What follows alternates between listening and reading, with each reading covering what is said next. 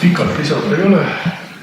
Oluline on seista vastu stagneerumisele, eneseimetlusele, et mitte öelda ülbusele, mida me oleme aeg-ajalt täheldanud. Aga kõige olulisem on pakkuda isamaalist alternatiivi.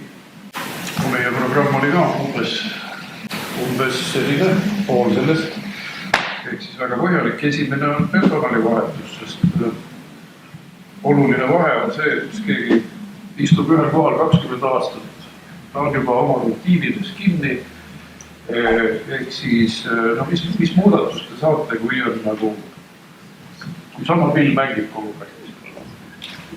Isegi see sama koalitsioon oleks võinud teha mõne vahetuse kohtades, sest vaadata teise nurga alt mõnelt teiselt ametikohalt, aga mitte miski ei muutu. Mida me siis niimoodi uuendustena saame saavutada? Me saame ainult stagnatsiooni ja kogu lugu. Programmiliselt on meil osad prioriteedid koalitsiooniga sarnased ja ka teiega sarnased.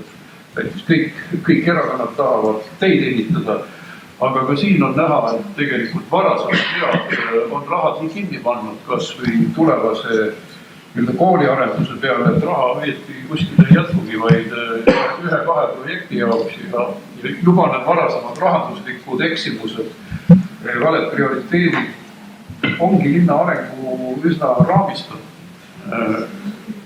Ja üks oluline ülesanne on ka valede asjade ära hoidmine. Ja tõepoolest, et edendada siin rahvuslikku vaimu, nii nagu üks rahvuslik erakond peab tegema ja ka konservatiivset vaimu. Isamaa puhul ei ole seal ei üht ega teist, ei konservatiivset ega rahvuslikku.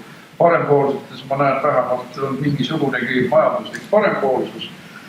Ehk mõnes mõttes me peame pakkuma siin koos alternatiivi. Siin võib-olla 2 erakonna peal oleks selle alternatiivi suutnud teha, aga Isamaa jooksis kultuuri oma kultuurimarksismis kohe kokku ja see oligi tema otsus, kui linnapea ütleb, et linnapea kandidaat ütleb, et kõige vähem ühistunda EKRE-ga. No siis on ju selge, et siis ei ole Isamaa või see on mingit jälgi ka, see on mingi teine erakond.